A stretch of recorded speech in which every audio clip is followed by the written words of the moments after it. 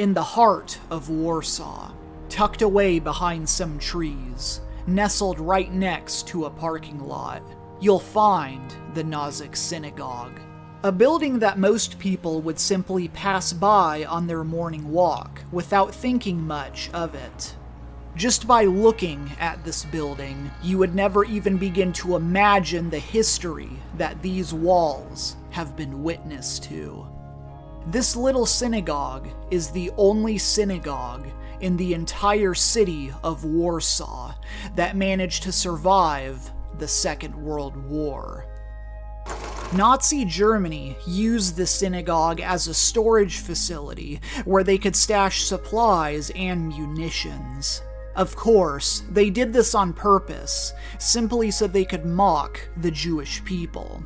Even today, this synagogue is the subject of intense persecution. Just recently, somebody tried firebombing this building from the outside, though fortunately, they didn't make it very far. Since then, the building has come under constant surveillance, with a much heavier security presence being put into place.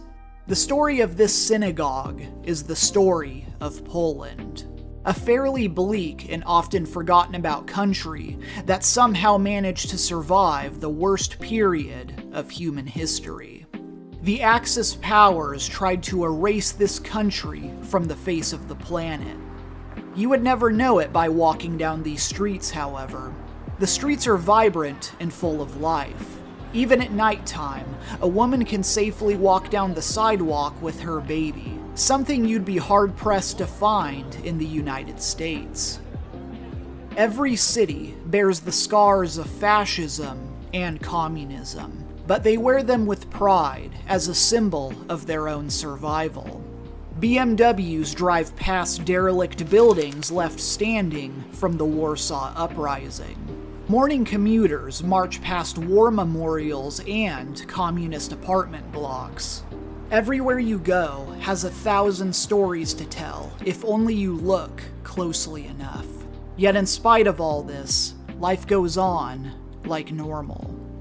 It started before dawn. Ukraine woke to explosions around the capital, Kiev. We now have war in Europe on a scale and of a type we thought belonged to history. Today, the nation of Poland has become almost synonymous with the nation of Ukraine. Despite being a NATO power, and despite having one of the fastest growing economies in the world, Poland is constantly under threat by the Russian Empire. Vladimir Putin has assured the rest of the world that if Ukraine falls, it is Poland that will be next. This feeds into how the Polish people conduct themselves. They are united, patriotic, ready to stand arm in arm at a moment's notice. My fellow Americans should take note. What I found in Poland wasn't just a target on its back, but a country of hope and survival. Other nations can learn so much from the Polish people and what they have been through.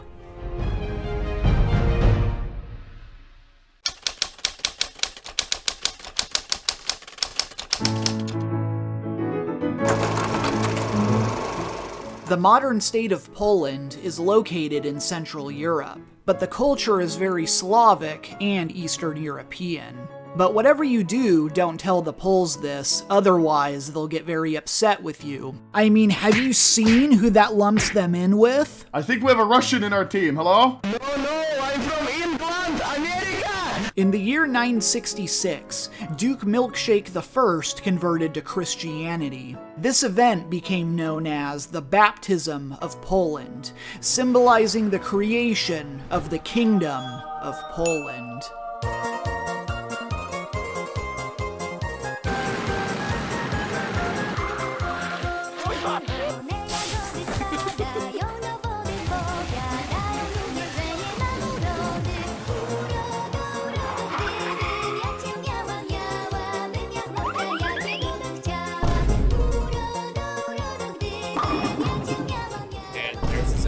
There's a Zapka, and there's a Zapka.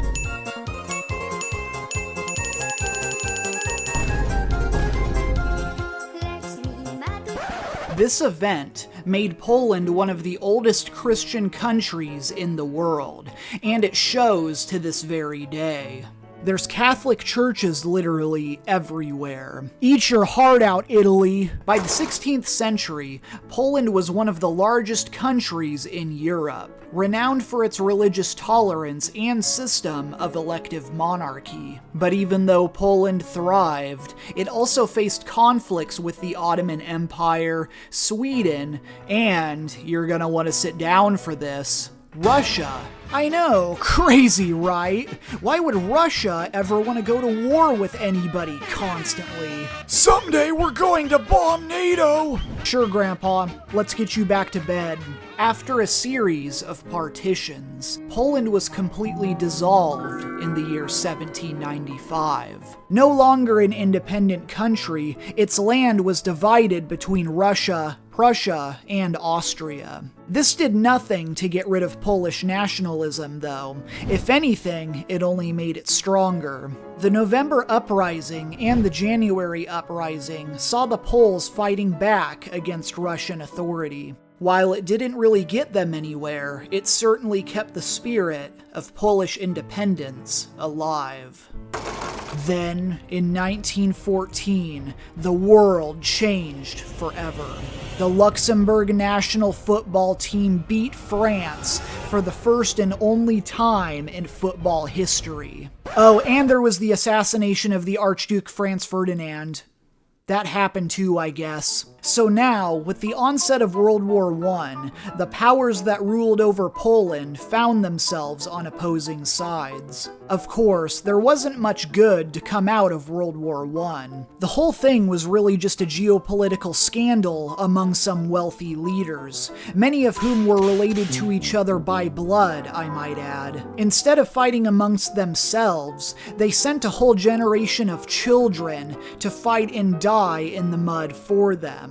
Then, the British and the French divided the Middle East between a bunch of different ethnic groups, leading to a series of wars that will probably go on forever. We're just gonna put the Kurds in with the Iraqis, turn our backs on the Arabs, start letting Jewish immigration into Palestine, make some straight lines, bada bing, bada boom. But if there was one good thing to come out of World War I, it was the recognition of Poland as an independent country. With the signing of the Treaty of Versailles, the Second Polish Republic was formally established.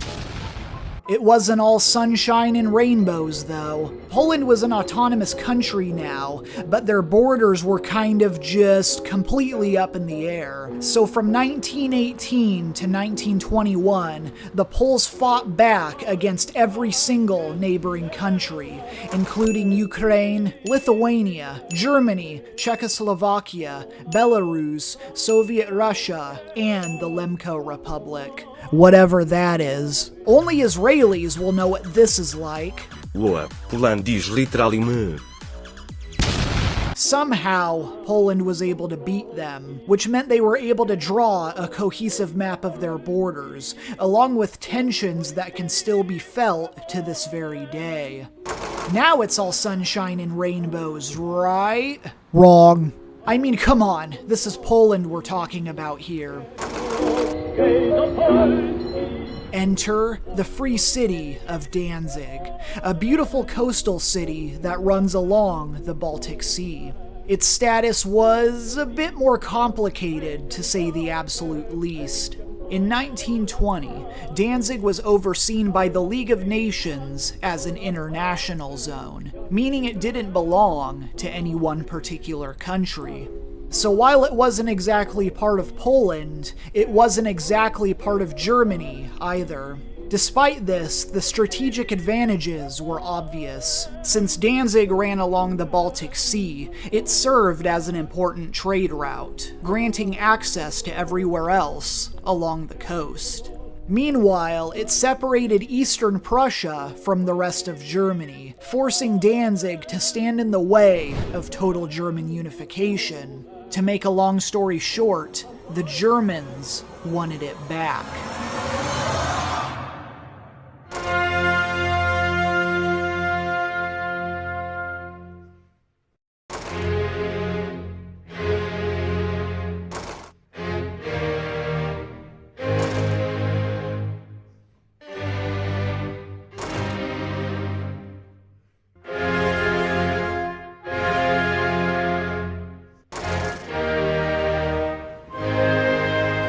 Imagine, you're a blue-collar worker living in Germany after the war. Your country has just been defeated, humiliated, and left in financial ruin. It's a struggle just to make it through the day, knowing there's no future for you or the rest of your family. Then, one man comes along who vents your frustrations and who shares your fears. One man who promises to bring the economy back from total ruin. Whether you believe that I have been diligent, that I have worked, that I have advocated for you in these years, that I have been decent, I have spent my time in service of my people. Now cast your vote. If yes, then stand up for me as I have stood up for you.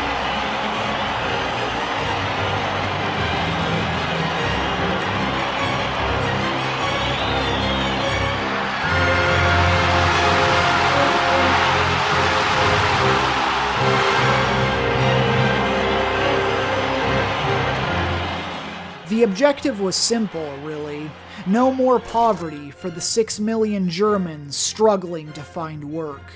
The current government, known as the Weimar Republic, wasn't exactly making any progress. In fact, they were an easy target for this new ideology. And it wasn't just them either. Jews, communists, and the Romani were all vilified as enemies of the nationalist socialist regime. Mustache Man had a solution, though, and he would have one more solution in the future. For now, he believed in the idea of Lebensraum, which he believed was the only way the German people could survive. It was a call for all of Eastern Europe to be colonized completely by Germans. The Soviet Union would fall, while the Slavic people would be subjugated or removed altogether. With that, Germany would be restored to its former glory. There was just one thing standing in the way of Germany and the rest of Eastern Europe, however. One country known as Poland.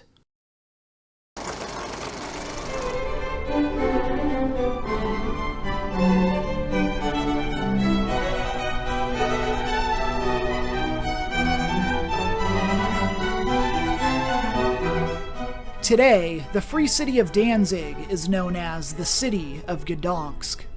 A major tourist attraction in Poland, which feels like the real-life Atlantis, boasting restaurants, hotels, and churches all along the shoreline.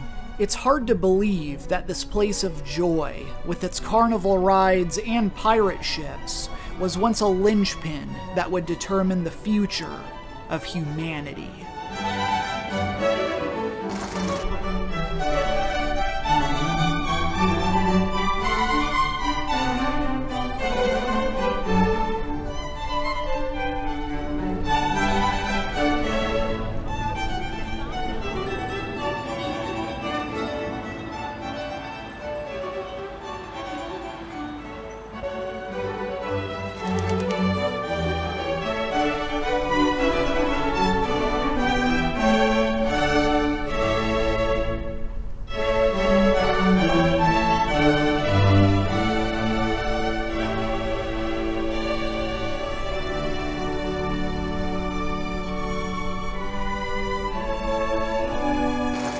Just north of the city, you'll find a small peninsula known as Westerplatte, or Western Plate, an island formed out of sediment from the Vistula River.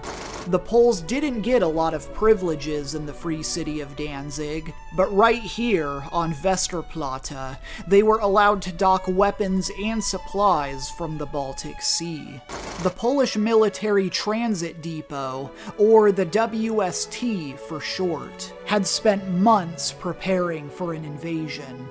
The WST's weapon supply was limited, to say the absolute least. A handful of weapons, some explosives and ammunition to go around, but not much else.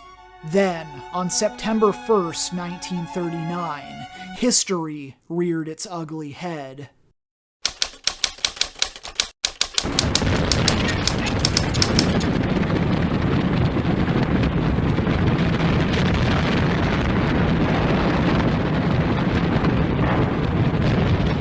Sometime between 4:45 and 4:48 a.m., the Nazi battleship Schleswig-Holstein fired its cannons on Westerplatte, kicking off the bloodiest conflict in human history. The Nazis were supposed to be this unstoppable killing machine. They were supposed to take down the Poles quickly, without so much as breaking a sweat. The reality was, their battleship didn't manage to kill anybody, actually. Turns out, firing a battleship at close range doesn't work as well as you'd think it would. Despite this, the Polish military fought back with everything they had. The Nazis tried invading from the ground, but they were quickly shot down. They tried shelling them and dive-bombing them from the skies, but the Polish soldiers stood their ground all the same. For not just one, not just two, not just three, but 7 days in total. The WST consisted of anywhere from 180 to 240 soldiers. The exact numbers are hard to say. Either way, they managed to kill an estimated 50 Germans and wound 150 more. Unfortunately for the Polish military, the mental exhaustion turned out to be worse than any form of artillery. For days on end, they could do nothing but sit around and wait.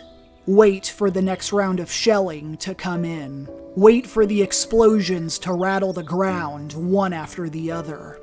They had a doctor with them who did his absolute best to treat their wounds, but as time went on, they were low on ammo, low on supplies, and low on sanity.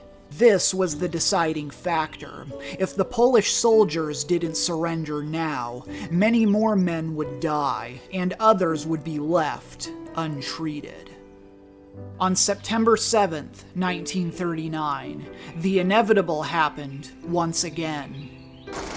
The WST raised the white flag and surrendered to Nazi Germany. The kindness they were shown by Nazi Germany was surprising, to say the absolute least. The Germans stood at attention as the Polish soldiers marched out, one after the other. Nazi officials let Commander Henryk Sukarski keep his prized saber, though it was later confiscated. Today, you can visit the island of Westerplatte, which bears the scars of war with pride and patriotism.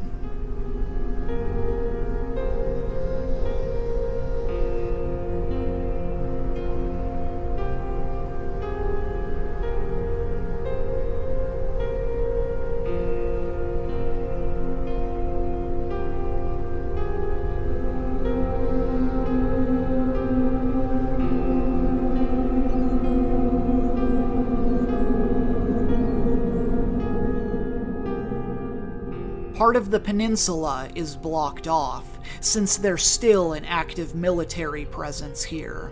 But you don't have to go very far to find trenches, storehouses, and other remnants from the very first battle of World War II.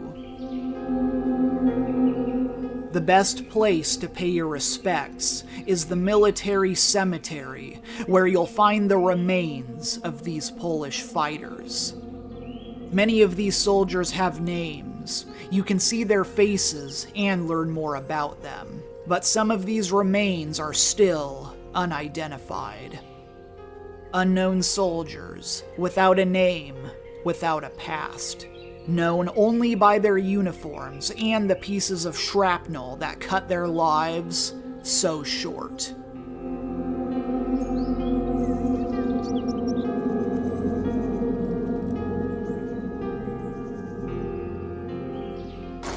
Meanwhile, there was a whole nother battle going on, only a dozen or so kilometers away. Nazi troops had set foot on the free city of Danzig, but there was one more place that stood between them and total domination. The Polish post office was more than just some local postal service. It stood as a symbol of Polish authority over the rest of the city. Like a queen lingering on a chessboard, it was the last thing the Germans needed to claim before they could claim this city as their own.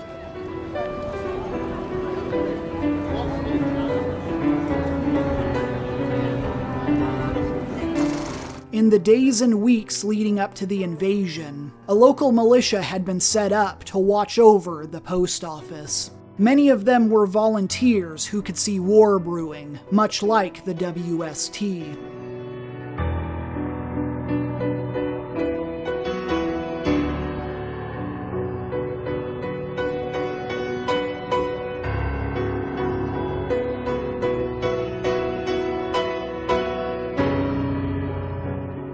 When war broke out on September 1st, it wasn't just the Nazi troops that attacked the post office. German policemen and paramilitary groups joined the fighting, apparently trying to get in on the action.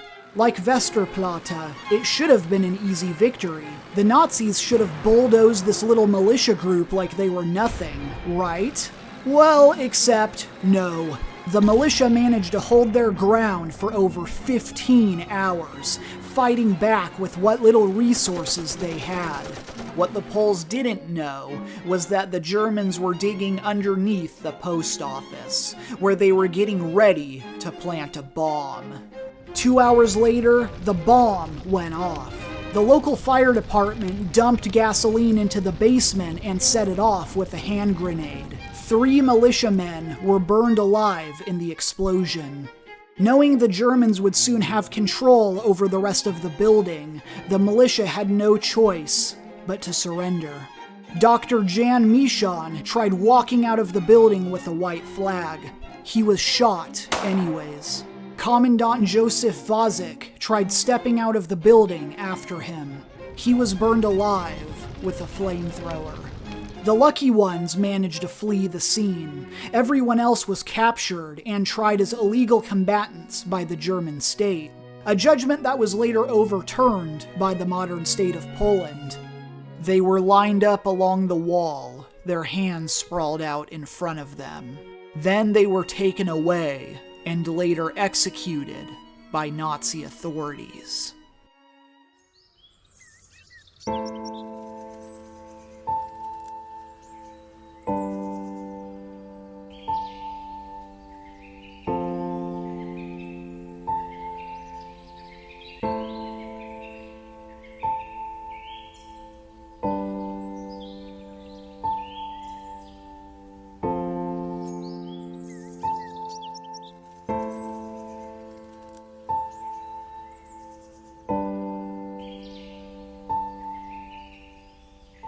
One of the victims was a 10-year-old girl named Erwina, who happened to be there at the post office with her parents on that fateful day. After being burned by a flamethrower, she died over a month later due to her injuries.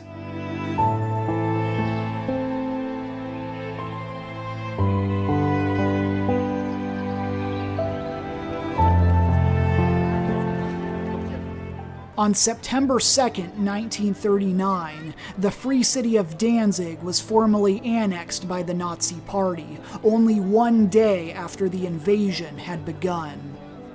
Weeks later, Adolf Hitler set foot on Westerplatte, marching over the graves of the men who'd fought back against his invasion. Trailing across their fortifications, now turned to nothing but rubble and ash. There's one sound in war that's even worse than cannons and gunfire. One sound that's even worse than the screams of men fighting and dying on either side. It's the deafening silence that falls over the battlefield once the battle is over. When the dead lie at the feet of their conquerors, having gone through the door of no return.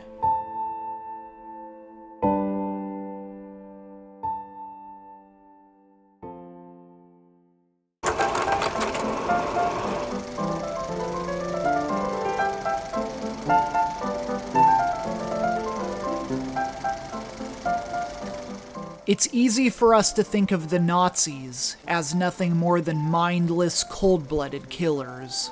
Painting them as monsters ripped from the pages of fantasy makes it so much easier for us to try and justify their existence. We try so desperately to convince ourselves we could never be anything like them, that even if we'd lived in that same time period, we would have stood up to them rather than remain silent. The reality is so much more difficult to take, that they were ordinary men with homes and families, much like the rest of us. It's important to humanize the Nazis, to realize that even normal, everyday people are capable of complacency and violence, just as they were. Somehow, we think we've become more civilized ever since then. That somehow we're above mere propaganda, and that we wouldn't fall for the same mistakes as those in our history books. Hatred is just as real now as it was back then.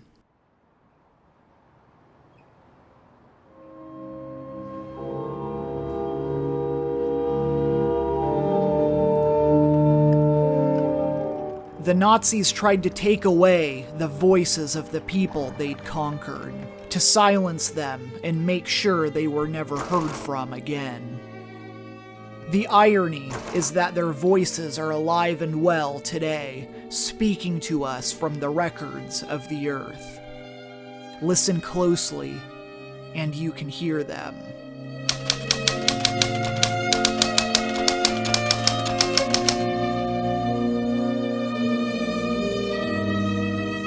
After landing in the free city of Danzig, the Germans very quickly made their way towards the capital city of Warsaw.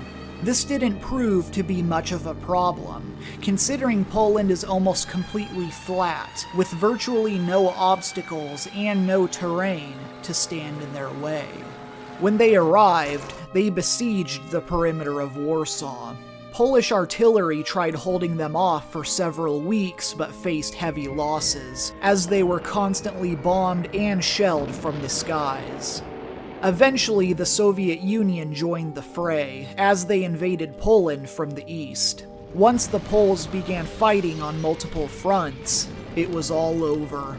Warsaw was forced to surrender on September 28, 1939. In less than a month, the entire country had been occupied by foreign powers. Britain and France declared war on Nazi Germany, but they weren't coming to help anytime soon. The invasion of Warsaw claimed the lives of 20,000 people. The Soviets began rounding up Poles and deporting them from their own country. Anywhere from 1 million to 1.7 million people were forced to leave, many of them sent to labor camps in Siberia and Kazakhstan. The exact numbers are hard to say, since unfortunately warlords don't make for good record keepers, but generally they consisted of anyone who was deemed untrustworthy. Landowners, police officers, and civil servants all paid the price. In 1903, a document was published called The Protocols of the Elders of Zion. Supposedly, the document was written by Jews who were planning to take over the world.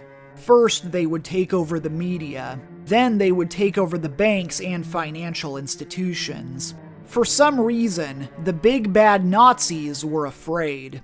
They were afraid of bar mitzvahs. Afraid of little Mordecai and Abraham, who were clearly planning on taking over the world. Never mind that this whole document was literally stolen from other pieces of literature. People believed it anyways.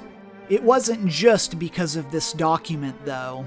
Germany believed they'd lost World War I, not simply because of logistics, but because they'd been betrayed by enemies of the state. Socialists were viewed as traitors by the Nationalist Socialist Party. Makes perfect sense, you guys. So were Jews and communists. They stood in the way of German unification, and therefore their mere existence needed to be punished. Ich will heute wieder ein Prophet sein. Wenn es dem internationalen Finanzjudentum in und außerhalb Europas gelingen sollte, die Völker noch einmal in einen Weltkrieg zu stürzen, dann wird das Ergebnis nicht die Bolschewisierung der Erde und damit der Sieg des Judentums sein, sondern die Vernichtung der jüdischen Rasse in Europa.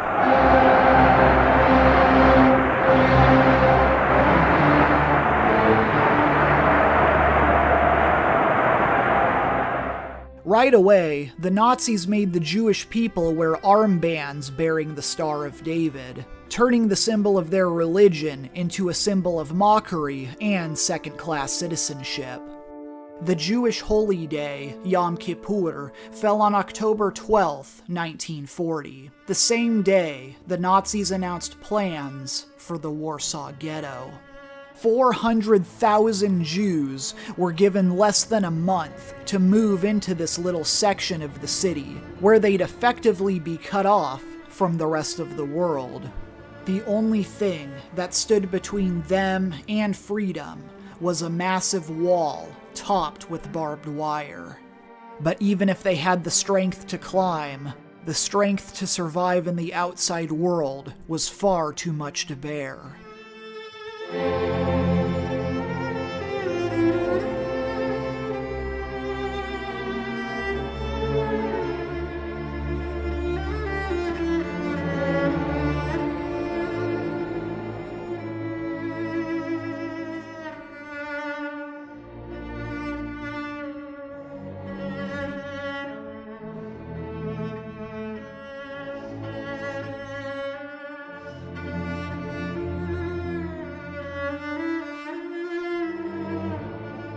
In the Warsaw Ghetto, much like every other ghetto, disease spread like wildfire. A typhus epidemic cut down the population even faster than starvation. Sometimes 3, sometimes 4, sometimes even 5 or 6 families were confined to a single flat at any given time.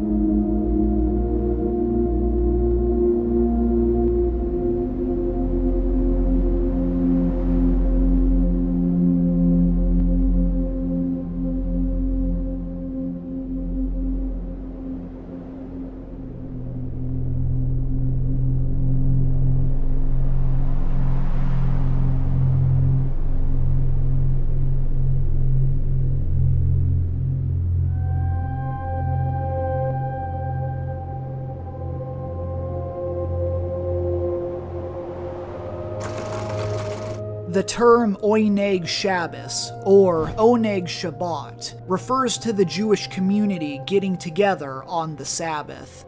In the Warsaw Ghetto, Oneg Shabbat began to take on a whole new meaning. It was the name of an underground movement, one that hoped to preserve the lives, memories, and testimonies of the people living there. Oneg Shabbat was the brainchild of Emanuel Ringelblum. The idea was simple, really. Ringelblum and his colleagues would collect written testimonies from other people living in the ghetto. Besides personal accounts, these documents consisted of anything from newspapers to statistics to photographs. Whatever this organization could get their hands on. Even the most insignificant documents would one day prove useful. More than testimonies, these were weaponized pieces of evidence, eager to be used against their murderers who'd forced them to live in such appalling conditions. Amazingly, not once did the Gestapo ever find out what Ringelblum and his comrades were up to. But then, in the summer of 1942, Nazi Germany announced the mass deportation of the Warsaw Ghetto. The Jews were being forced to leave once again, this time to some unknown destination.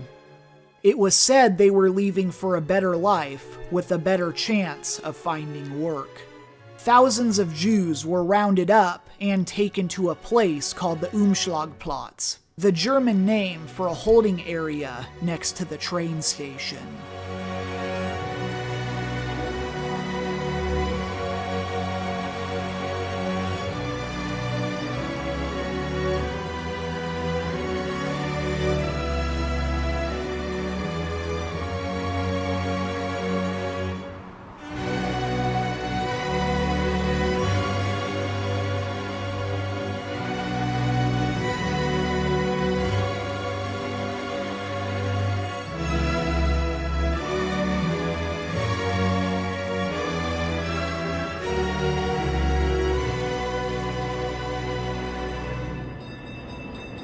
Then, they were loaded into cattle cars, the Nazis bragging how they could hold up to 2,000 human beings at any given time.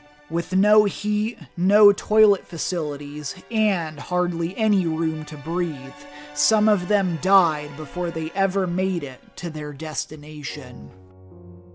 For days on end, the ghetto shook under the rattling of train tracks. Train whistles echoing across the city streets, where emptiness had become the new plague.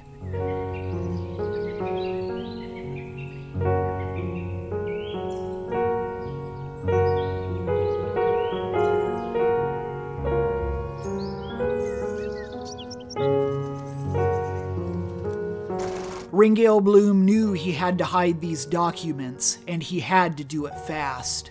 Together with his comrades, they stuffed them into a milk can and some metal boxes. Then they were hidden deep underground, where they knew the Gestapo would never find them. From July 1942 to April 1943, a total of 3 caches were hidden around the Warsaw ghetto. Ringale Bloom managed to escape the ghetto with the rest of his family. A family of Poles risked their lives to try and hide them in the outside world. But then, much like Jesus of Nazareth, they were betrayed by one of their so-called allies and handed over to the Gestapo. Ringale Bloom and his family were taken to Pawiak prison, along with the family who had tried in vain to hide them. Then, they were promptly executed. Fortunately, some members of the Oneg Shabbat managed to survive the war. In September 1946, 2 members of the Oneg Shabbat led the Jewish community to where the first set of documents were buried. The second cache was discovered in December 1950. The final cache was never discovered and remains lost to this very day.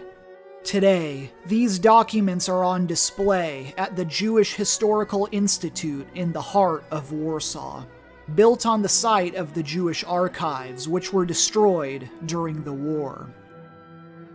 When you walk inside, it's easy to spot the burn marks on the floor from the archives' destruction. Next to the Jewish archives once stood the Great Synagogue, the largest of its kind in Warsaw. Not surprisingly, the Great Synagogue was destroyed by Nazi Germany. Not for any practical reason, of course, but simply to mock the Jewish people and make light of their suffering. Today, the Great Synagogue has been replaced by a Soviet-era office building, which towers over this part of Warsaw.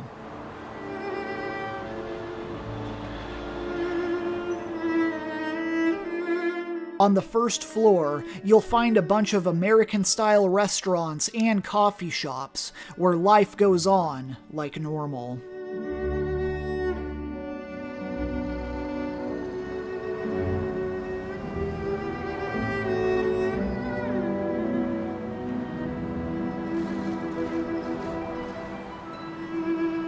For a small fee, you can pay to visit the Jewish Historical Institute, where you can see the real-life documents hidden by the Oneg Shabbat. Handwritten accounts from people living in the ghetto, expressing their anger and fear and sadness and disgust. These documents have come to be known as the Ringale Bloom Archive, now considered some of the most important documents in all of human history. On display, you'll find the milk bottle where many of these documents were hidden, once filled with first-hand accounts of people who never lived to see the end of the war. The Nazis tried to take away their voices, to silence them and make sure they were never heard from ever again. Their voices are alive and well, speaking to us from the records of the earth. The voice of the soul cries out to us from the gulf that lies fixated between life and death. Listen closely. Can you hear them?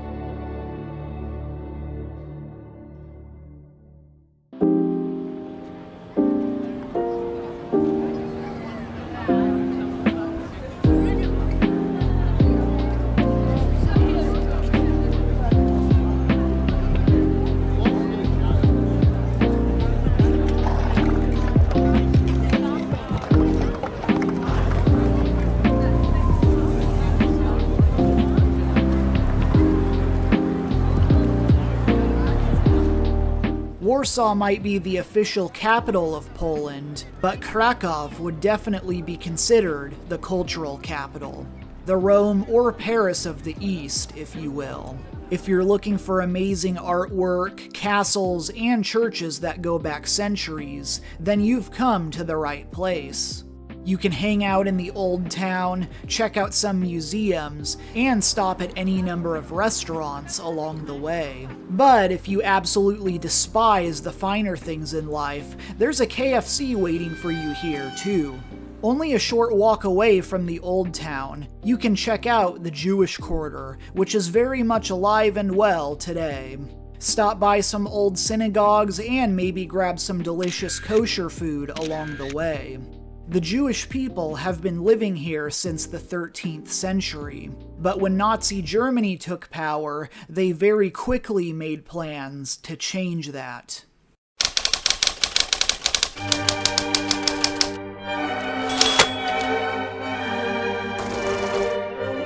At first, Jews were asked to leave the city voluntarily.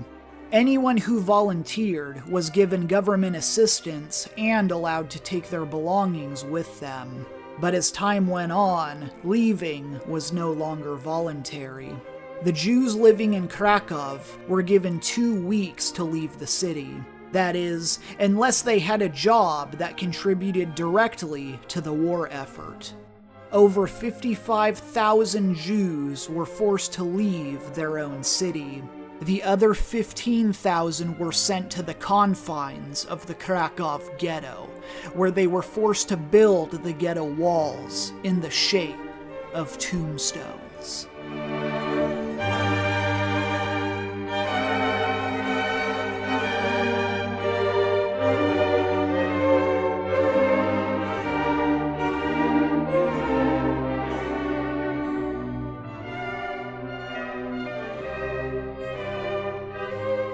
From June 1942 to March 1943, the ghetto was liquidated, which is a very sanitized way of saying that Jews were forced out of their homes and sent to so-called workers' camps.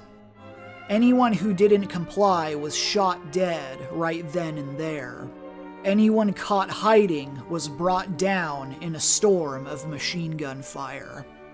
After being driven from their homes, Jews were taken to a public plaza where human beings were herded together like animals. This plaza, known as Zagody Square, was a holding ground where Nazis could conduct roll calls and selections. When these selections took place, Jews deemed fit for work were sent one way, while those deemed unfit for work were sent another way. Where were they going exactly? Nobody knew for certain. But no matter the case, they were never seen or heard from ever again. Since then, Zagody Square has become a memorial to all those who lost their lives during the Shoah. More than that, it's become a monument to anti-Semitism, both past and present.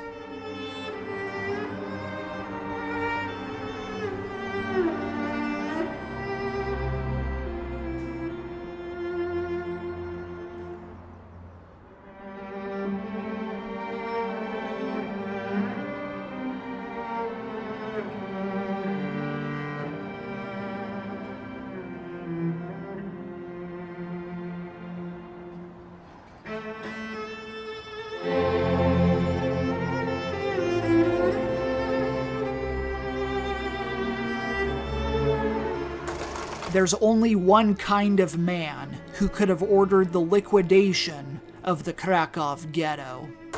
A man who thought so little of life, and yet paradoxically embraced the power that he wielded over it. A man by the name of Amon Goth.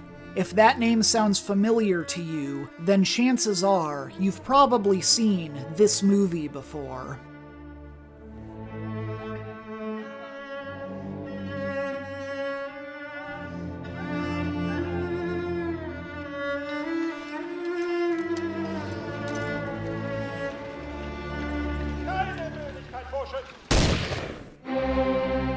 Amon Goth, who was brilliantly and ruthlessly played by Ralph Fiennes in the movie Schindler's List, was more than just an SS commandant. He was head of the Plaszow concentration camp, only a short drive away from the Krakow ghetto. In his opening address to the camp, Goth told prisoners, "I am your god." Goth was there personally for the final liquidation of the Krakow ghetto. According to eyewitnesses, he went around randomly shooting people, like he was simply killing them for sport. According to the prisoners at Plaszow, he never started his day without killing at least one person. Eventually, Goth's treatment of the other prisoners got so bad, the other Nazis had to step in and make him stop.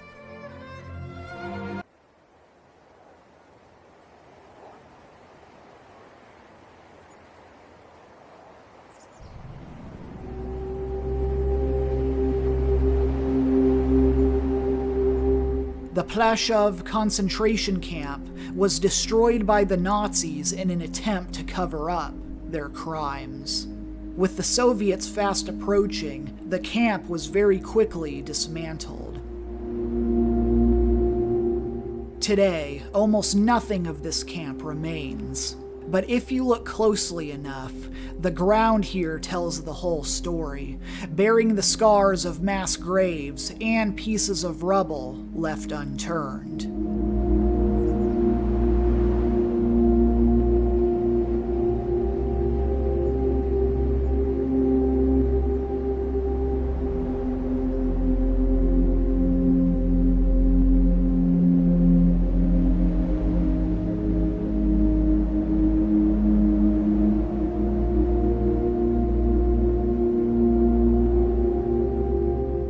If you were transferred to this camp, your life quickly became one of menial labor.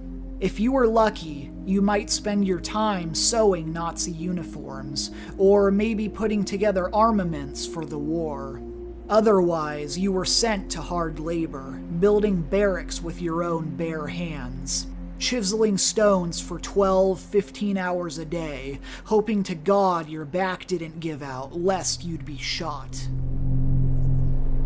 Bathrooms were out in the open, so anytime you had to go do your business, everyone else could watch you. Right next to the bathrooms is where food was prepared for all the other prisoners.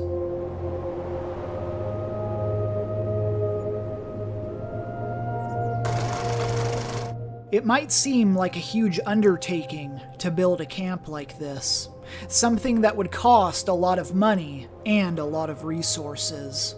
In reality, the Nazis profited off the labor, making money off the backs of other people's hard work. For them, prisoners, and especially Jews, were things to be used.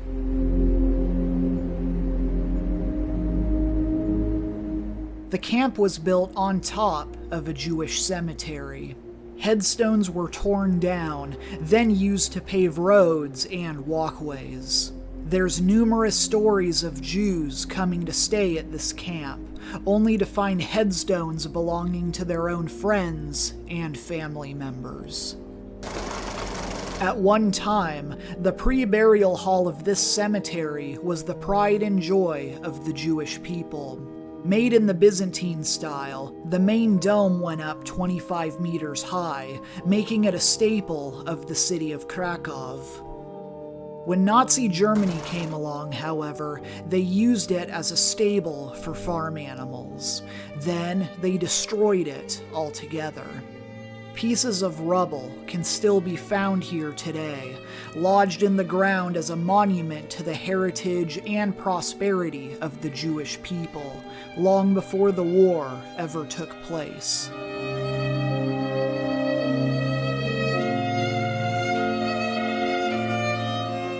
Only a block or so away, you'll find the Grey House, where Goth spent his time managing the camp and overseeing its day-to-day operations. Now, you may have noticed there's one person who's been missing from the story so far. This guy, or actually this guy, a wealthy businessman by the name of Oskar Schindler. Born in Czechoslovakia, he became a spy for Nazi Germany starting in 1936. By the time Schindler moved to Krakow with his wife, he'd come into a little bit of money, and he was looking to invest it. Thanks to some help from Itzhak Stern, a Jewish accountant played by Ben Kingsley in the movie, Schindler was able to purchase an enamelware factory, which became known as Amalia. At first, all Schindler saw were dollar signs and not much else. He began hiring Jewish workers simply because it was cheaper than hiring Poles. But then, the liquidation of the ghetto took place. Schindler was witness to all of this. Jews being forced out of their homes and shot dead in the streets. It changed him forever. It was at that moment he knew he had to do something. With that, Schindler began hiring more and more Jewish workers. It was the perfect storm, actually. The factory was profitable, so he could hire as many workers as he saw fit.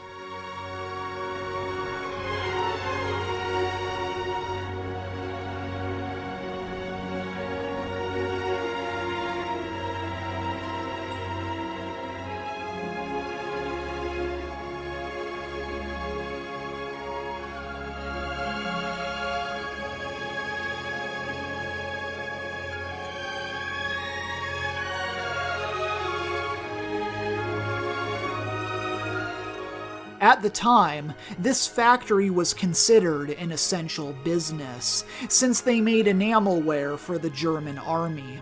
Think pots and pans, that sort of thing. At a time when Jews were forced to work, it gave them a reliable workplace, somewhere they were treated with dignity and respect. Eventually, Schindler even built a sub-camp on factory property, where workers could stay the night without having to go back to the miserable conditions of Plaszow.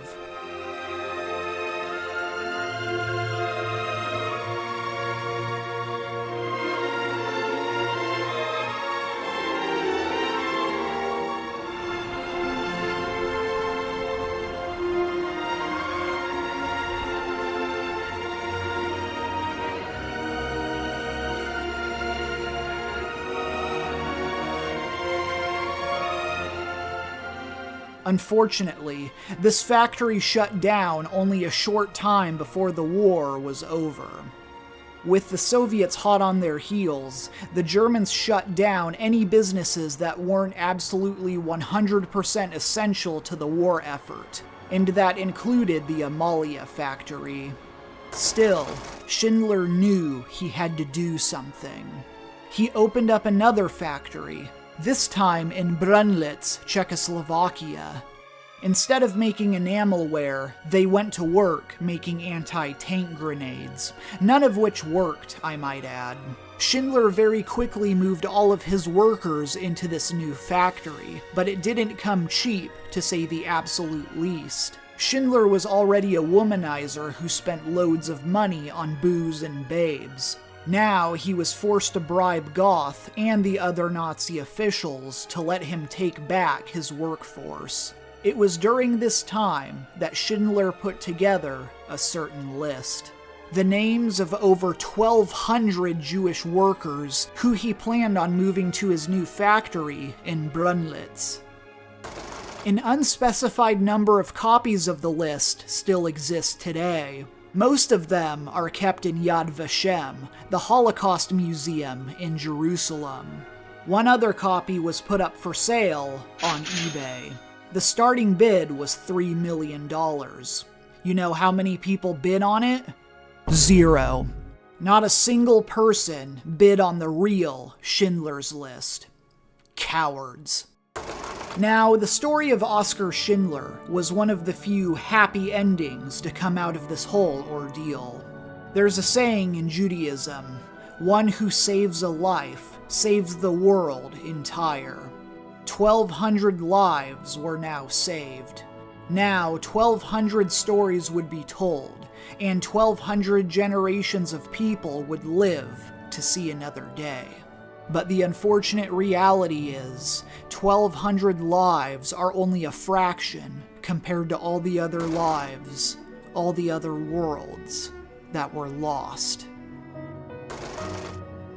Thousands of Poles and thousands of the Romani were also killed at Plaszów, and their stories have mostly been left untold, as their stories perished with them. At Plaszów, the methods of killing were relatively brutal and unsophisticated. Prisoners were shot to death if they didn't die from disease or starvation first. Then they were buried in mass graves, scattered throughout the camp. But with the Soviets fast approaching, the Germans realized they'd made a mistake in burying them. They needed to get rid of any shred of evidence, and that meant getting rid of the bodies as well. They forced the prisoners to dig up all the bodies they'd buried and burn them. As you walk through the camp, it's easy to find where these mass graves were located. Massive trenches wedged deep into the ground mark exactly where the digging took place. One of these mass graves is marked by a cross, standing tall as if to stand guard over the ghosts of war. If it wasn't clear already, the Nazis had a very specific goal in mind. The goal of eliminating every Jewish man, woman, and child from the face of existence. So far, their methods had been too slow. Now they were having to backtrack to hide the evidence. As far as the Nazis were concerned, something else needed to be done. Something faster and far more efficient.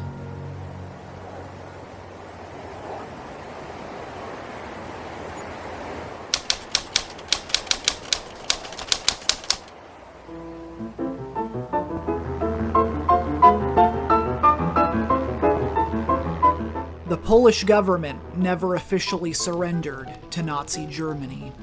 Even when they'd been defeated and their land taken over by foreign powers, the government simply went into hiding.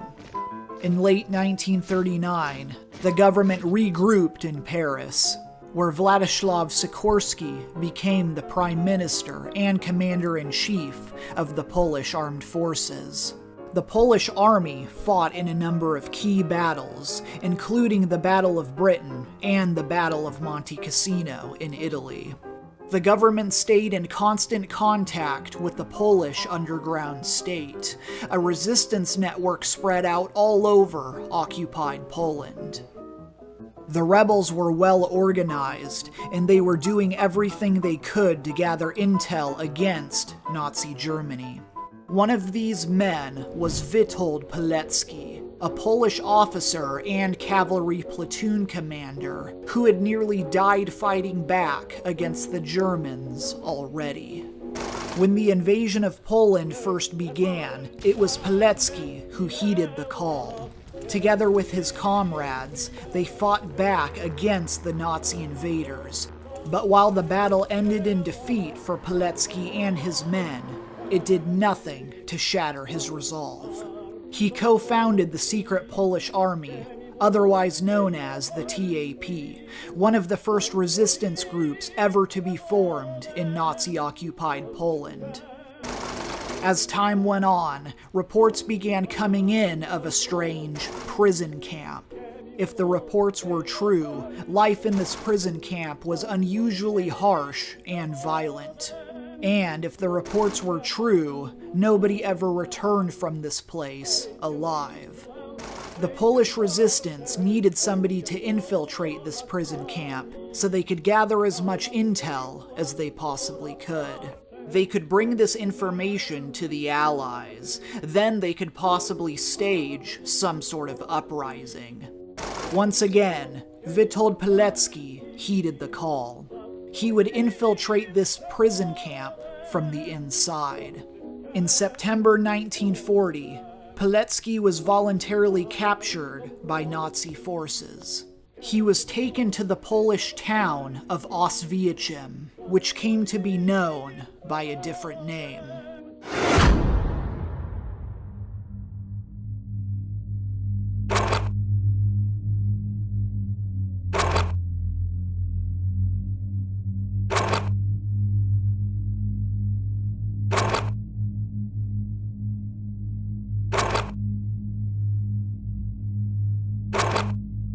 When he arrived, Pilecki took on a different alias, going by the name Tomasz Zerafinski. But it didn't matter. Immediately, a number was tattooed on his arm. From that day forward, he became known as Inmate number 4859. If you go online, you can find his record in the database of Holocaust victims and survivors. Though, interestingly enough, the fate of Tomasz Zerafinski has been marked as unknown. Like the other prisoners, Pilecki was shaved from head to toe, since the Germans feared the spread of lice and disease. Every morning, Pilecki and the other prisoners woke up to beatings, torture, and humiliation by the Nazi guards. The other prisoners served each other food, but the calorie count was barely enough to survive, especially after being subject to hard labor day in and day out.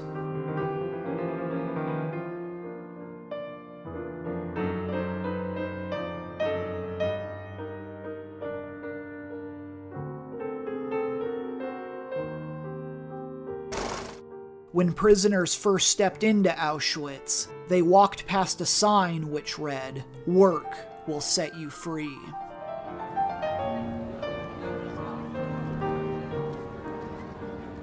For many prisoners, this gave them hope, that maybe if they worked hard enough, they'd be able to go free after all. Little did they realize the Germans were only mocking them. They would work here just as they would die here. Pilecki very quickly realized that this was a backwards place where reality was turned on its head. A prisoner goes to sleep in one of these bunks. He wakes up and realizes the prisoner next to him is having a nightmare. The awakened prisoner doesn't bother to wake him up, though. The nightmare of being in Auschwitz is so much worse than any nightmare he could ever have in his sleep.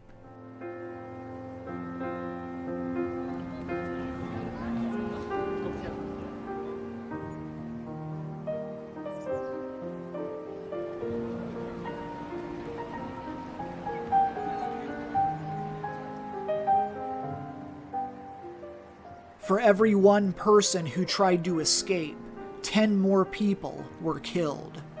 The lucky ones were shot, given a swift and painless death. Otherwise, they were starved to death. One famous story tells of Saint Maximilian Kolbe, a Catholic priest who'd been arrested by the Nazi regime. When another man was sentenced to die, it was Saint Kolbe who volunteered to take his place. Kolbe and the other prisoners were locked in an underground cell, where they were condemned to die from starvation. In the days and weeks leading up to his death, Kolbe led the other prisoners in hymns and prayers, including praying the rosary. The other prisoners died out, one after the other. Soon, Kolbe was the only one left standing. Eventually, the Nazis got impatient with him, since they were eager to clear out his cell. They prepared a lethal dose of carbolic acid. As they marched into Kolbe's cell, he sat there calmly, patiently, as they jabbed the needle into his arm. Maximilian Kolbe died a martyr, and was canonized as a patron saint by the Catholic Church. His cell is still on display to this very day.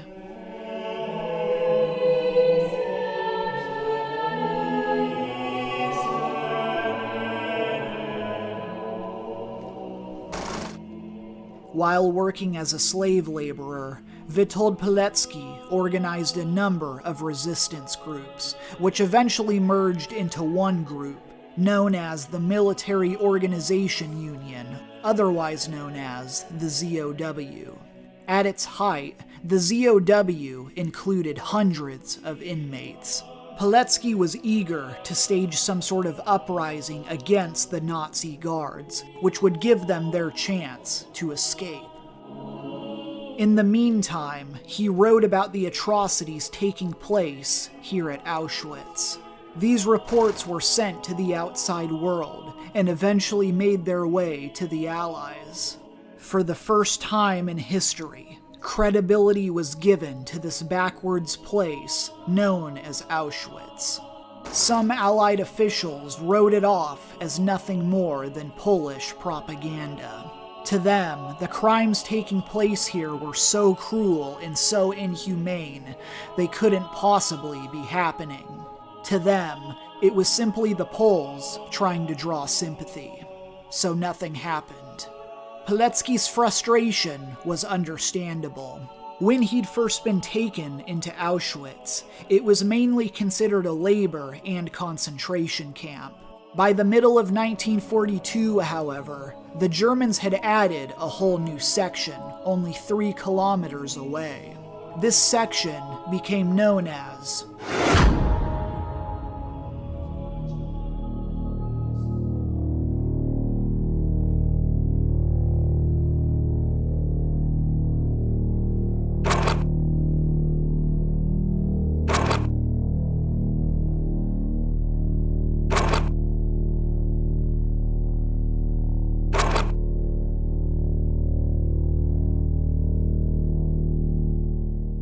When prisoners first arrived here at Birkenau, they would go through a process of selection.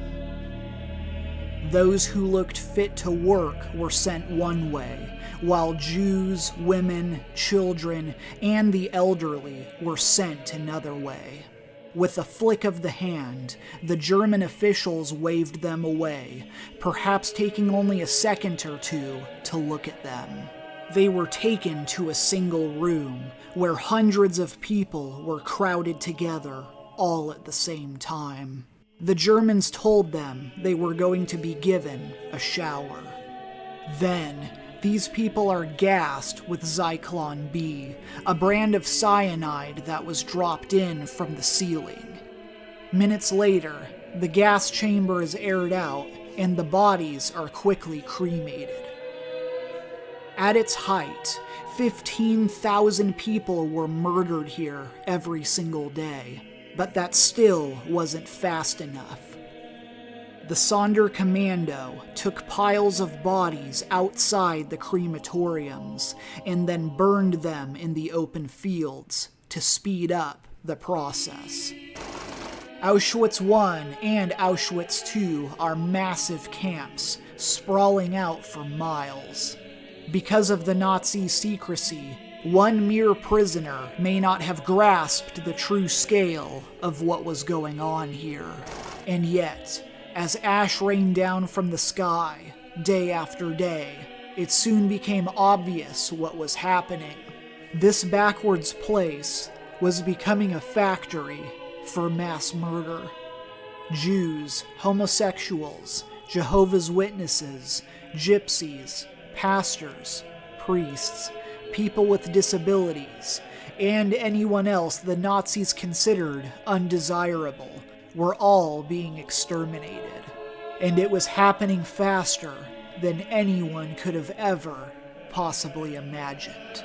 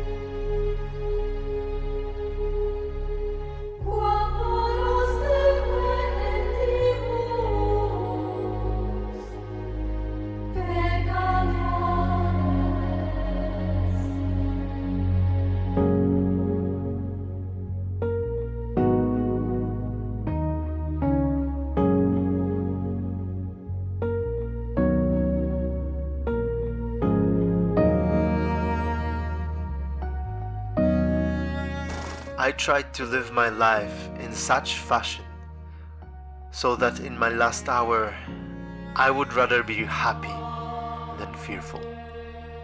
I found happiness within me, resulting from the realization that this fight was worth it.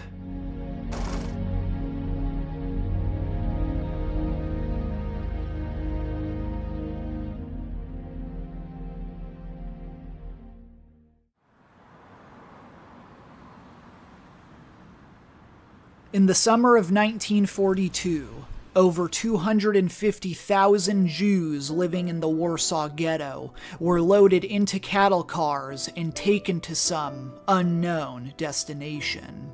While they didn't realize it at the time, they'd been given a one-way transport to Treblinka. Like Birkenau, Treblinka was an extermination camp where Jews were immediately sent to die. One man managed to escape the cattle cars right at the last second. Not just any man, but a celebrity, no less. Władysław Szpilman was a famous piano player who'd taken Polish radio by storm. To this day, he's recognized for crafting some of the most memorable pieces ever to come out of Poland. Like so many others, Szpilman and his family were sent to live in the Warsaw Ghetto. Then they were sent to the Umschlagplatz, waiting for the next train to take them away. Just as Szpilman's parents and siblings were being stuffed into a cattle car, Szpilman was pulled aside by a member of the Judenrat. He recognized Szpilman and told him to get lost. Panicked, not knowing what else to do, Szpilman very quickly fled the scene. It seemed he was the golden child of destiny, the course of his fate altered at the last possible second. Only now, the rest of his life would be spent on the run, hiding from the Nazi regime. Thanks to being a celebrity, Szpilman knew people in the outside world who were willing to help him survive, including this gentleman, Andrzej Bogucki, a famous actor and singer who offered Szpilman a place to hide. In fact, there were over 30 Gentiles in total who helped Spielmann find shelter during the war. They arranged for Spielmann to stay in a number of different flats scattered across Warsaw. Until one day, explosions rang out from one block to the next. Gunfire littered the streets, and not just from the Germans either. The day they'd been waiting for had finally arrived. The day Warsaw would rise up and take back their city.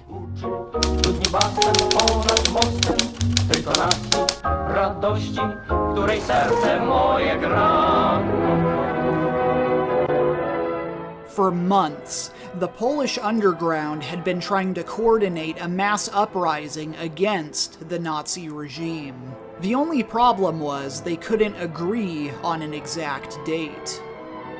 Finally, they couldn't take it anymore. They were armed, they were organized, and most importantly, they were pissed. On August 1st, 1944, the Warsaw Uprising officially commenced. The whole operation seemed crazy, with a relatively small number of Polish guerrillas fighting back against a much stronger Nazi presence. The difference was, the Poles knew this city a heck of a lot better than the Germans did. They used the underground sewer system to their advantage, moving troops, supplies, and intel from one end of the city to the other, all without being detected. If they were lucky, they could get their hands on German weapons and artillery. Otherwise, they made their own weapons, including homemade grenades and Molotov cocktails, which they used to ambush German tanks and supply convoys. Ironically, it was now the Poles who were teaching them the definition of the word blitzkrieg. It wasn't just men who fought in the uprising, either. Their wives and their children fought alongside them, staking their own lives for the future of their country. The Polish underground sent radio transmissions to the Allies, hoping and praying they might come to their aid. The Americans were eager to airdrop weapons and supplies, but they would have had to use Soviet airstrips in order to do so. When asking Joseph Stalin for permission, his answer was a swift and uncompromising no. In fact, the Red Army was right there on the horizon, sitting on the outskirts of the city, twiddling their thumbs as the fighting took place. But Stalin refused to help. As far as Stalin was concerned, the Poles were enemies of Mother Russia, and it was his goal to cripple them as much as possible. This wasn't the first time some sort of Polish uprising had been staged against the Nazi regime. In fact, the first uprising had come from within the walls of the Warsaw Ghetto. The Warsaw Ghetto Uprising began on April 19, 1943, which lasted for a grand total of only 29 days. During that time, the Jewish Combat Organization, otherwise known as the ZOB, staged a full-blown assault on German forces. Unfortunately, the fight was one-sided in favor of the Germans. An estimated 56,000 Jews were either killed, captured, or taken to concentration camps. It wasn't long before German forces managed to find where the ZOB were hiding. They surrounded their base of operations, an underground bunker located on Mila Street. Rather than surrender, the Jewish resistance fighters chose to take their own lives. The Anilevich bunker, named after Mordecai Anilevich, the leader of the Warsaw Ghetto Uprising, can still be found here in Warsaw. Right here, underneath this monument, rests not only the bunker itself, but the remains of 51 Jewish resistance fighters who chose death rather than surrender.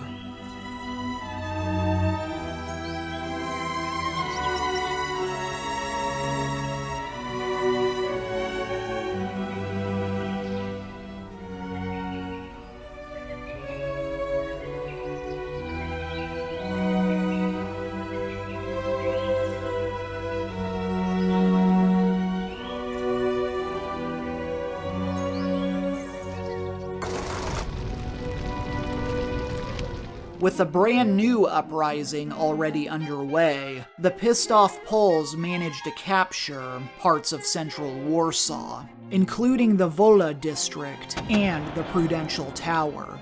At first, they seemed to be making headway against the big bad Nazis. That is, until Himmler got involved. Acting as Hitler's second-in-command, Heinrich Himmler was arguably just as bad, if not worse, than the Führer himself. While Hitler kept a fair bit of distance between himself and the atrocities being committed, Himmler saw the suffering they'd sown firsthand, and he saw nothing wrong with it. He found out the Polish fighters were making headway, and he wasn't exactly thrilled, to say the absolute least. Himmler's response to the Warsaw Uprising was quite simple: level this city to the ground. He wasn't just fighting back against the Polish underground. He wanted to make an example out of Warsaw and anyone else who dared fight back against the Nazi regime. So while the Polish Home Army fought from the underground, the Germans responded by fighting back from the skies.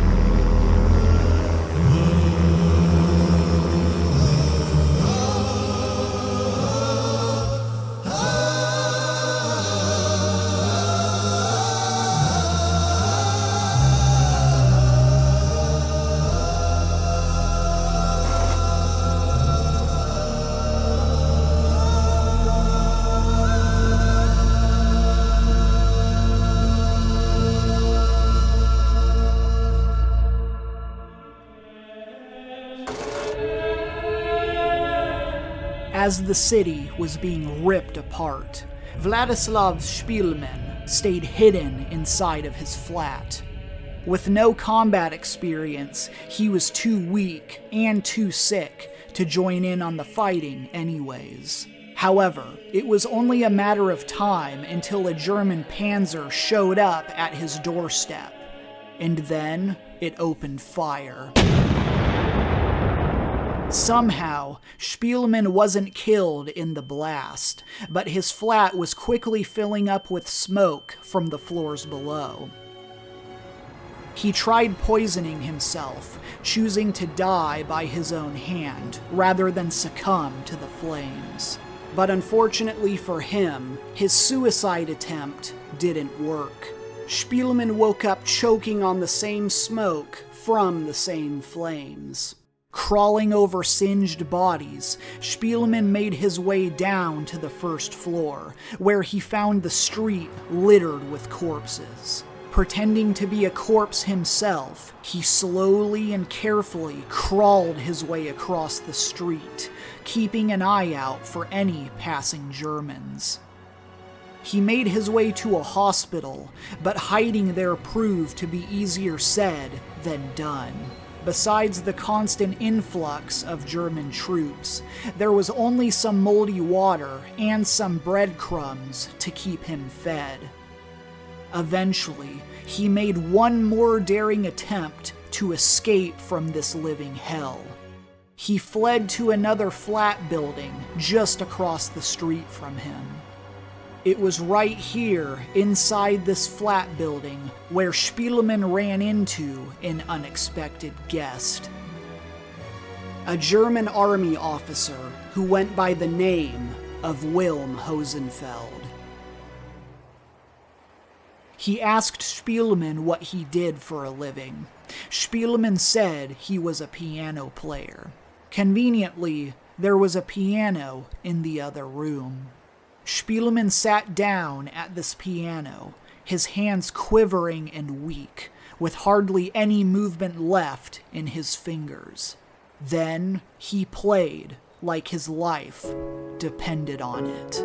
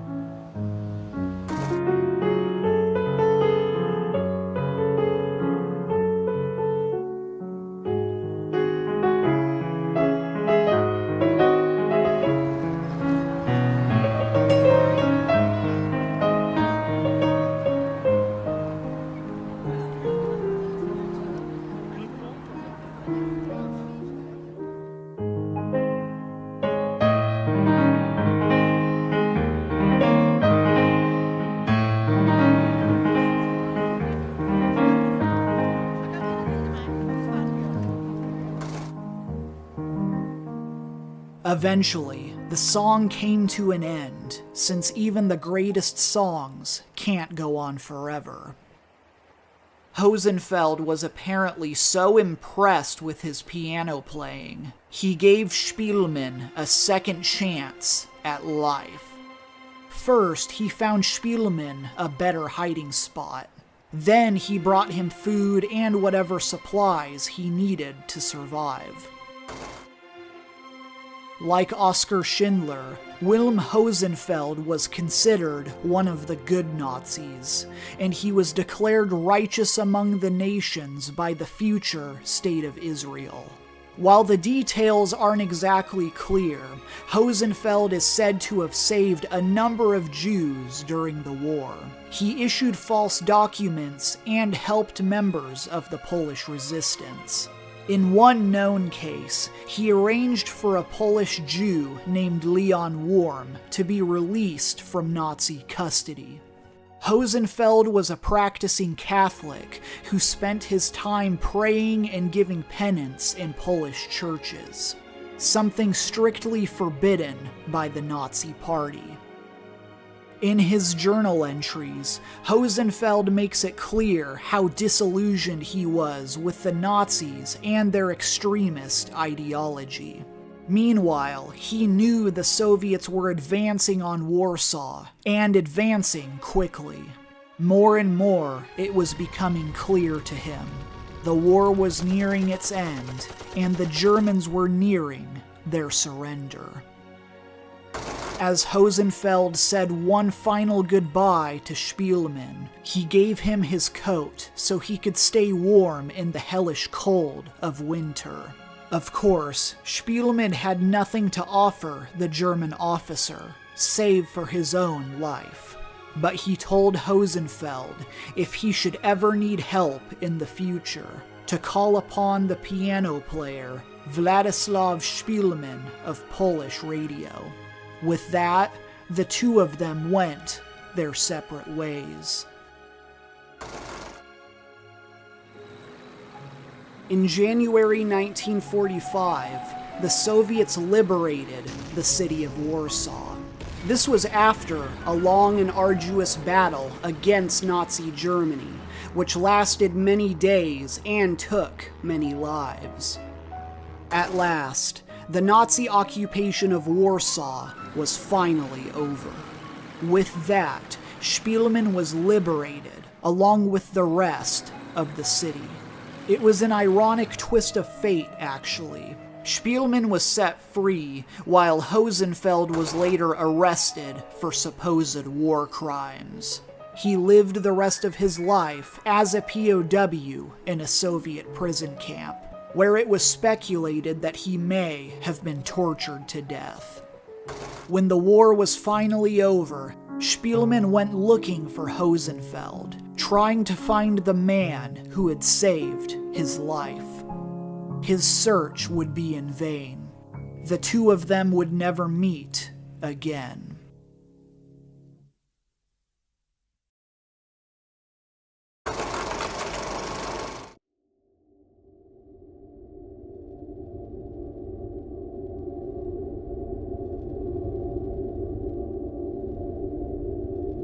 On January 27th, 1945, the Soviet Union stumbled upon Auschwitz-Birkenau, just as one might stumble upon some kind of sinister secret they weren't supposed to find.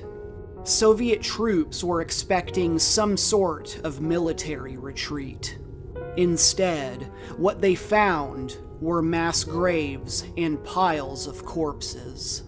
By the time they arrived, only 7,000 people were left alive. Immediately, the Soviets began helping the survivors, many of whom were too weak to even realize they were being rescued. Field hospitals were set up to treat survivors suffering from starvation, disease, and exhaustion. Many were too weak to recover, however, and hundreds more died in the weeks ahead. The Red Army tried coming up with a plan to evacuate the survivors, but the process was slow and grueling. To their credit, no army in the world would have been prepared to handle anything of this scale. The Soviets were instrumental in saving the lives they did.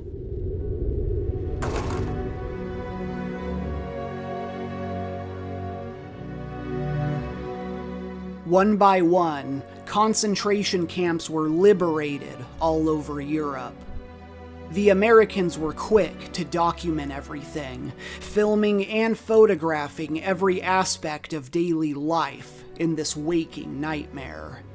General Dwight D. Eisenhower was so appalled by what he found in Ohrdruf, he ordered politicians and journalists to come visit at once. He feared these atrocities might one day be undermined or even denied altogether. In many cases, they forced German civilians to visit these camps, believing they were complicit with the atrocities going on right next door to them. At Bergen-Belsen, the British forced the local Germans to bury the dead. On May 7th, 1945, Nazi Germany officially surrendered to the Allies. In November of that same year, the Nuremberg trials officially took place. This was the very first trial of its kind, an international tribunal for prosecuting war criminals, with the goal of bringing key Nazi leaders to justice. Some of these officials tried using the excuse, "But sir, I was just following orders." Oscar Gruning says he didn't directly kill anybody, that he was just a cog in the Nazi murder machine. Not true. Anyone who ever worked at these concentration camps, regardless of rank, was a volunteer. In other words, they knew exactly what they were doing. Only a fraction of these leaders were ever tried and punished, however. Joseph Mengele, the Nazi doctor known as the Angel of Death, fled to South America with a whole bunch of his Nazi buddies, never to be brought to trial for his crimes against humanity. In the meantime, what was there for Poland to do? No trial, no judge, and no jury could ever fix the amount of suffering they'd been forced to go through. That's why the Poles did the only thing they could do. They rebuilt civilization from the ground up. Starting nearly from scratch, the Poles living in Warsaw began working together to rebuild key infrastructure. Using old photographs and whatever blueprints they could get their hands on, they rebuilt the old town of Warsaw, making it look almost exactly as it did before the war.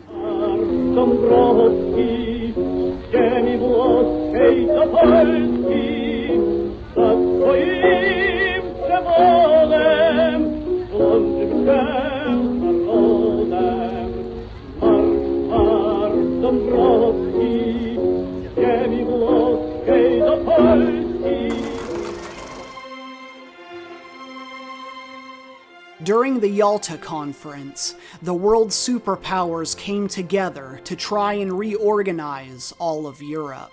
The Big Three, as they were called, included President Roosevelt, Prime Minister Churchill, and the ever-trustworthy Joseph Stalin. The question of Poland's borders was no small matter. Stalin's endgame was to make Poland a communist country, but he was smart enough to realize he couldn't absorb them into the Soviet Union directly. Мира и счастья всем вам, друзья мои. After all, it would only lead to more fighting, more resistance, and yada yada yada. We've seen how this goes. So even though Poland regained its status as a country, it also became part of the Eastern Bloc, with a puppet communist government being put into place. This way, they'd be under Soviet influence, but Stalin could still be like, hey, I'm a nice guy, I'm giving them independence, right? Except, well, not at all, really. From now on, government policy would be dictated by the Kremlin, while its military would stand side by side with the Red Army. And the best part was, the Polish government had no idea about any of this until after these decisions were made for them. That's right, not a single Pole was present for any of these discussions. Now that the war was over, many Jews had lost their homes, while others refused to go back to their homes for fear of persecution. The United States took well over 400,000 Jewish refugees, but that still left many of them without a place to call home. Countless Jews were placed in DP camps, or displaced person camps, where they were given only slightly more food and shelter than when they were being subjugated by the Nazis. In fact, many of these displaced person camps were within the confines of the concentration camps themselves. This made it more plausible for the Jews to go back to their ancestral homeland of whatever this place is called. Under the British Mandate, Jewish immigration started off somewhat peacefully at first, until the Jews started closing themselves off from the rest of the world, using Jewish-only labor and Jewish-owned businesses to support their own economy, rather than the collective Palestinian economy. Not surprisingly, it was only a matter of time until the Jewish population increased, and eventually they became strong enough to arm themselves and demand sovereignty. To the dismay of hundreds of thousands of Palestinians, of course, who ended up being displaced themselves. The Palestinians couldn't become part of the Jewish state because, well, then it wouldn't be a Jewish state anymore. Palestinian ideology is based on the notion that they must be able to have their own unified state, no matter what cost.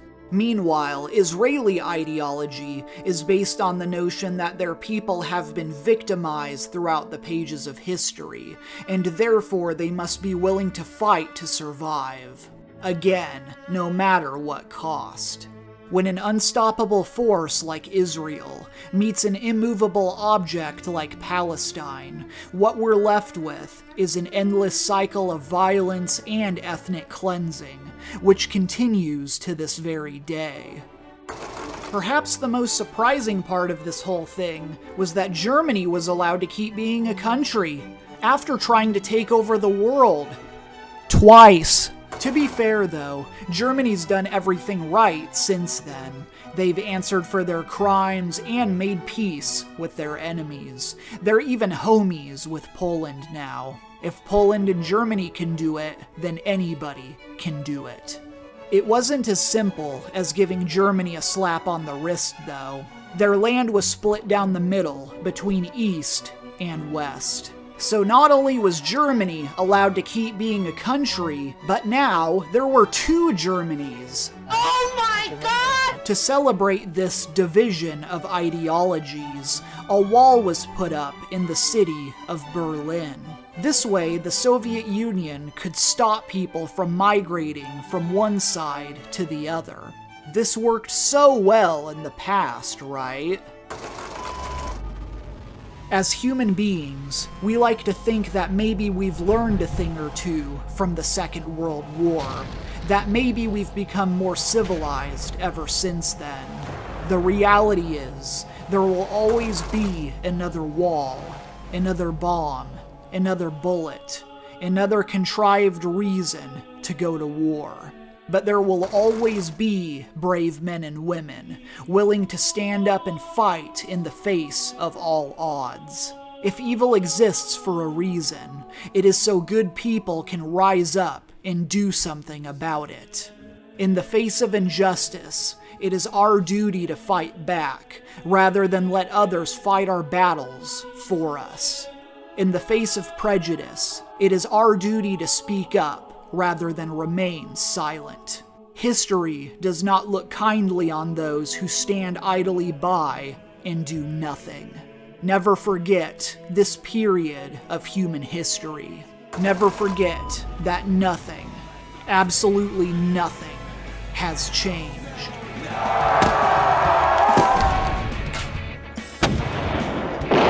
Crashed into the World Trade Center. We don't know anything more than that. The attack was from U.S. forces as part of their shock and awe strategy. Thought transformation camps built to prevent extremism from spreading, but reports indicate they're more like prisons.